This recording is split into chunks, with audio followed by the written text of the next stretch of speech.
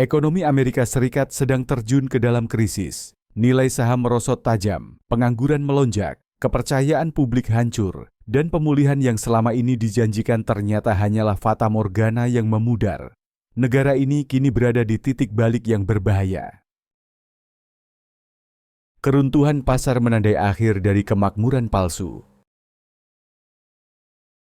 Penurunan drastis lebih dari 700 poin di pasar saham bukanlah kemunduran biasa bagi para pedagang. Ini menandai runtuhnya era yang didukung oleh janji-janji kosong. Bahkan media pendukung Trump seperti Fox News tidak bisa lagi menutupi kenyataan ekonomi yang suram. Narasi ekonomi Trump yang dulunya diagung-agungkan kini mulai hancur. Dulu dipuji sebagai arsitek kebangkitan ekonomi Amerika, Trump kini memimpin di tengah kekacauan yang semakin menjadi. Kepercayaan investor goyah karena laporan inflasi yang suram, kebingungan terkait kebijakan tarif, dan isu kenaikan pajak yang didukung oleh Partai Republik.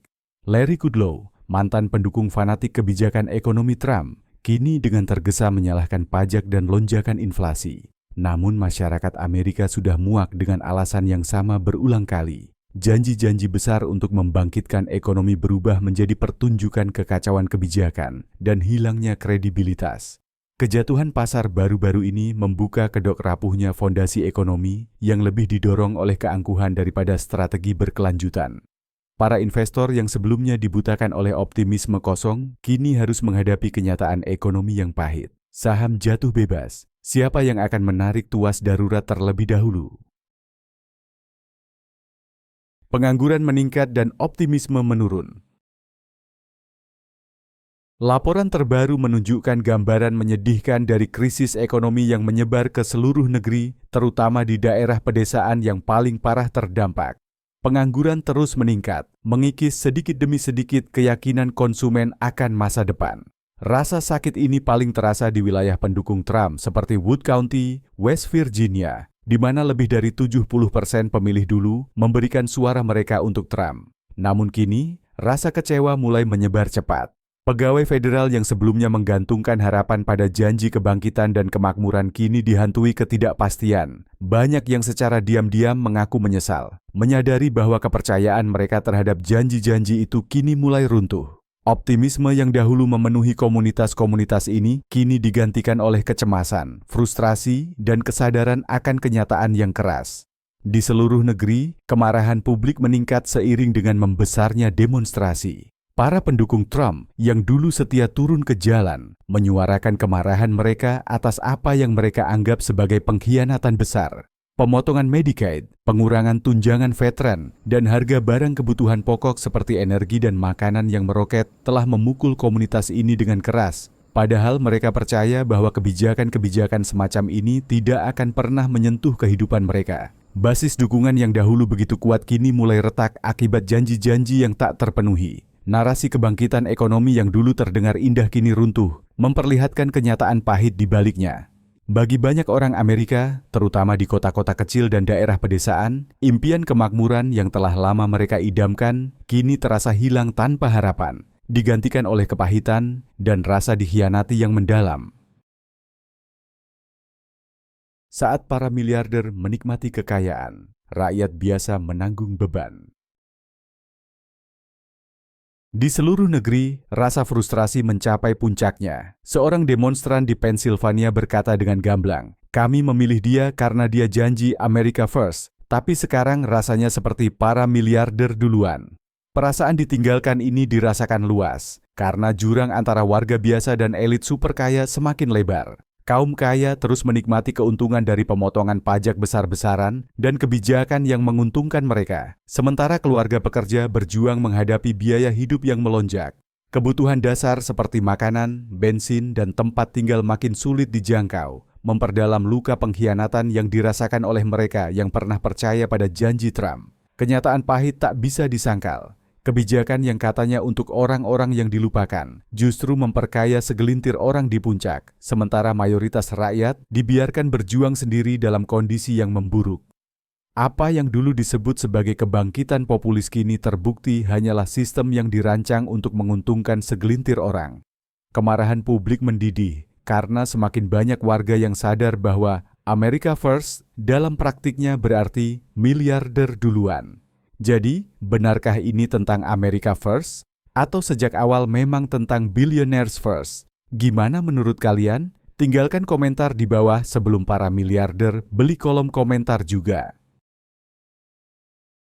Kesalahan di luar negeri, memperparah kekacauan dalam negeri. Kesalahan Trump di panggung internasional hanya memperparah kekacauan dalam negeri. J.D. Vance, sekutu dekat Trump, sempat ditahan di pangkalan militer di Greenland setelah penduduk lokal menolak taktik kasar Trump di sana. Sementara itu, Kanada menarik diri dari komitmen energinya dengan AS dan malah menjalin hubungan yang lebih erat dengan Eropa. Melihat peluang ini, China mulai menarik bekas sekutu Amerika ke dalam pengaruhnya, memanfaatkan keretakan dalam hubungan luar negeri al-Eselat. Memperparah situasi, sebuah kebocoran intelijen militer yang menghebohkan di aplikasi Signal, yang melibatkan wakil presiden dan petinggi militer, telah mengguncang fondasi politik al-Eselat dan menambah ketidakstabilan yang sudah memburuk. Fox News membelot di tengah ketidakpuasan yang meningkat. Bahkan Fox News, benteng media yang selama ini mendukung Trump, tak lagi mampu membelanya dari gelombang ketidakpuasan yang membesar. Taktik lama, seperti menyerang Hillary Clinton atau menuding konspirasi Deep State, mulai kehilangan daya tarik di mata publik. Rakyat Amerika kini menghadapi kesulitan sehari-hari yang tidak bisa ditutupi oleh putaran berita. Keluarga-keluarga kewalahan dengan kenaikan harga makanan, biaya kesehatan yang melonjak, dan beban pajak yang semakin berat. Saat tekanan ini meningkat, kesabaran para pendukung Trump yang dulunya loyal mulai menipis. Banyak dari mereka kini mulai meragukan kemampuannya untuk memimpin. Kepercayaan pada kapasitas Trump untuk mengarungi masa sulit ini dengan bijak kian memudar, tergantikan oleh perasaan dikhianati. Tak ada retorika partisan yang bisa menutupi rasa sakit ekonomi yang menghantam rumah tangga di seluruh negeri. Topeng mulai runtuh, dan bahkan para pembela Trump di media pun kini terpaksa mengakui kenyataan yang tak bisa disangkal. Janji-janji indah telah berubah menjadi kegagalan, dan dampaknya tidak bisa lagi diabaikan. Keruntuhan pasar, angka dingin mengungkap realitas pahit. Saat Wall Street terguncang, Dow Jones anjlok lebih dari 850 poin, sementara Nasdaq menyusut 3,1%. Di tengah kekacauan ekonomi ini, Trump justru mengejutkan publik dengan memamerkan kesenangan barunya, sebuah mobil mewah Tesla, sementara rakyat biasa menyaksikan dana pensiun mereka hancur. Perusahaan teknologi besar seperti Apple dan Tesla juga tidak luput, dengan saham mereka masing-masing merosot 5,6% dan 4,8%. Akibat kekhawatiran terhadap tarif yang meningkat yang merusak rantai pasokan global. Bahkan raksasa retail Walmart telah memperingatkan bahwa kenaikan harga tidak terelakkan karena perang dagang Trump mulai merogoh kantong konsumen. Dalam konferensi pers, juru bicara Gedung Putih Caroline Leavitt mencoba meredam kerusakan dengan menyatakan, tarif bukanlah kenaikan pajak. Namun, seorang jurnalis Fox News langsung menanggapi, apakah Anda pernah membayar tarif? Tarif itu langsung dibebankan kepada bisnis dan konsumen Amerika. Riset dari American Enterprise Institute memperkuat kenyataan ini. 98% dari tarif yang dikenakan pada Cina akhirnya dibayar oleh rakyat Amerika. Inflasi melonjak 5,2% dari tahun ke tahun. Sebagian besar disebabkan oleh kebijakan dagang Trump yang agresif. Prediksi terbaru dari Federal Reserve menunjukkan peluang resesi sebesar 65% pada tahun 2025. Tingkat pengangguran kini berada di kisaran 4,6% hingga 6%, sementara optimisme konsumen anjlok ke titik terendah dalam 18 bulan. Namun Trump tetap menepis tanda-tanda ini dengan pernyataan kabur tentang masa transisi, padahal fondasi ekonomi terus runtuh di bawah kakinya. Manipulasi media, kesadaran publik, dan reaksi terhadap kebijakan. Fox News lindungi Trump dengan narasi. Menyesatkan Fox News tetap setia pada Trump, memelintir narasi seputar perselisihan dengan Kanada, dan meremehkan kekhawatiran tentang sikap Trump yang makin otoriter. Komentator terkemuka seperti Laura Ingraham bahkan berpendapat bahwa perlindungan konstitusional tidak seharusnya berlaku bagi non-warga negara. Pandangan yang memicu pertanyaan serius tentang tanggung jawab media dan integritas demokrasi. Kesadaran publik menerobos kabut informasi. Namun, meskipun ada upaya tersebut, kebenaran mulai terlihat jelas. Platform seperti Twitter, Facebook, dan YouTube semakin memperkuat kenyataan pahit dari kegagalan kebijakan Trump. Di era digital saat ini, di mana informasi mengalir bebas, mengendalikan persepsi publik menjadi tugas yang makin sulit. Rakyat Amerika semakin sadar akan jurang antara retorika politik dan pengalaman nyata mereka. Strategi tarif Trump meledak di wajah sendiri. Apa yang dulu dianggap sebagai langkah berani untuk memperkuat industri Amerika justru berbalik menjadi bumerang. Data menunjukkan tarif Trump menyebabkan biaya impor naik 5% hingga 7%, memicu inflasi dan menekan pelaku usaha serta konsumen. Pabrik-pabrik di Amerika Serikat terpaksa memangkas produksi dan memberhentikan pekerja akibat biaya yang membengkak. Alih-alih melindungi lapangan kerja Amerika, strategi Trump justru mempercepat hilangnya pekerjaan tersebut. Ambisi ceroboh menyulut ketidakstabilan pasar lebih jauh. Trump nyalakan, lagi obsesi Greenland-nya. Dalam langkah yang membingungkan, Trump kembali memicu kontroversi dengan menyatakan niat tidak hanya memperluas kehadiran militer AS di Greenland, tetapi juga menghidupkan kembali usulannya untuk membeli wilayah tersebut. Pernyataan yang disampaikan dengan gaya khasnya itu mengejutkan dunia geopolitik dan pasar finansial. Investor bereaksi cepat, menyebabkan Dow jatuh 540 poin hanya dalam satu hari karena meningkatnya kekhawatiran atas kepemimpinan Trump yang tidak stabil. Sekutu NATO langsung mengecam keras. Para pemimpin Eropa mengutuk gagasan itu sebagai pelanggaran norma internasional, sementara pemimpin Greenland yang didukung Denmark dengan tegas menolak segala bentuk akuisisi, menegaskan hak mereka atas penentuan nasib sendiri. Komentar provokatif Trump semakin menjauhkan sekutu dan menumbuhkan skeptisisme global terhadap keandalan Amerika, merusak citra negara sebagai kekuatan dunia yang stabil. Investor bersiap hadapi kesulitan ekonomi. Lebih parah, kekacauan Greenland terjadi di tengah kondisi pasar yang sudah memburuk. Lebih dari 3,5 triliun nilai saham telah lenyap dalam beberapa bulan terakhir, menunjukkan tingkat kecemasan investor yang sangat tinggi. Para analis ekonomi memberikan peringatan keras. Jika kebijakan yang jelas tidak segera muncul, negara berisiko terperosok ke dalam resesi berkepanjangan dan merusak. Federal Reserve yang sebelumnya masih optimis, kini mulai mempertimbangkan perubahan sikap. Tekanan yang meningkat bisa memaksa pemangkasan suku bunga lebih awal dalam upaya panik untuk menstabilkan ekonomi. Namun, para pakar memperingatkan bahwa kebijakan moneter saja tidak cukup untuk melawan kekacauan yang disebabkan oleh perang dagang yang sembrono dan kegagalan diplomatik.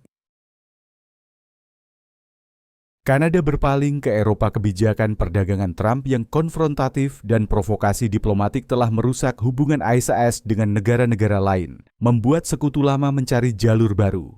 Kanada, yang selama ini menjadi mitra setia Amerika, kini menjajaki integrasi yang lebih dalam dengan Eropa. Survei terbaru menunjukkan pergeseran mencolok. 44% warga Kanada kini mendukung bergabung dengan Uni Eropa. Perubahan drastis dari aliansi tradisional didorong oleh permusuhan Trump. Ucapan kasarnya bahwa Kanada bisa menjadi negara bagian ke-51 hanya memperkuat kemarahan nasional dan keinginan untuk menjalin kemitraan internasional yang saling menghormati dan menguntungkan. Arah baru ini mengindikasikan kemungkinan perubahan besar dalam aliansi Barat yang berisiko membuat Amerika semakin terisolasi di panggung dunia. Bagi konsumen dan pelaku bisnis AS, dampaknya bisa sangat berat, mulai dari lonjakan harga impor hingga berkurangnya pengaruh di pasar global. Reputasi global Amerika yang terkikis dan ketidakstabilan internal. Langkah-langkah Trump yang tak terduga melemahkan kepercayaan pada AS. Manuver ekonomi Trump yang penuh gejolak tidak hanya mengguncang pasar dalam negeri, tetapi juga sangat merusak kredibilitas global Amerika. Kebiasaannya memberlakukan tarif secara mendadak, lalu membatalkannya tanpa pola yang jelas, telah membuat sekutu maupun pesaing ragu akan konsistensi Amerika Serikat. Dampaknya sangat besar. Selama masa kepresidenannya, utang nasional membengkak hingga 8 triliun dolar, memperlihatkan betapa kosongnya janji Trump tentang kehati-hatian fiskal. Di sisi lain, inflasi terus merangkak naik, menggerus daya beli rumah tangga dan menambah beban pada bisnis yang sudah tertekan. Namun Trump tetap keras kepala, menyebut kebijakan dagangnya sebagai strategi berani untuk merebut kembali dominasi ekonomi. Kenyataannya sangat berbeda. Biaya impor melonjak antara 5% hingga 7%, menyulitkan perusahaan yang bergantung pada rantai pasok global. Banyak produsen tak sanggup menahan beban biaya yang meningkat, terpaksa melakukan PHK massal atau bahkan menutup usahanya. Usaha kecil yang sebelumnya menyambut visi ekonomi Trump dengan penuh harapan, kini menanggung beban terberat. Dari petani hingga pemilik pabrik, banyak yang kini terjerat dalam lingkaran biaya yang membengkak dan pasar yang menyusut. Jarak antara janji muluk Trump dan kenyataan pahit yang dihadapi rakyat Amerika belum pernah terasa sejelas ini. Sebuah negara di persimpangan penting, seiring memburuknya ketidakstabilan ekonomi dan retaknya aliansi internasional, Amerika Serikat kini berada di momen pengambilan keputusan yang sangat menentukan. Volatilitas finansial, konflik diplomatik, dan kebijakan yang kacau telah menimbulkan rasa gelisah yang meluas di seluruh negeri.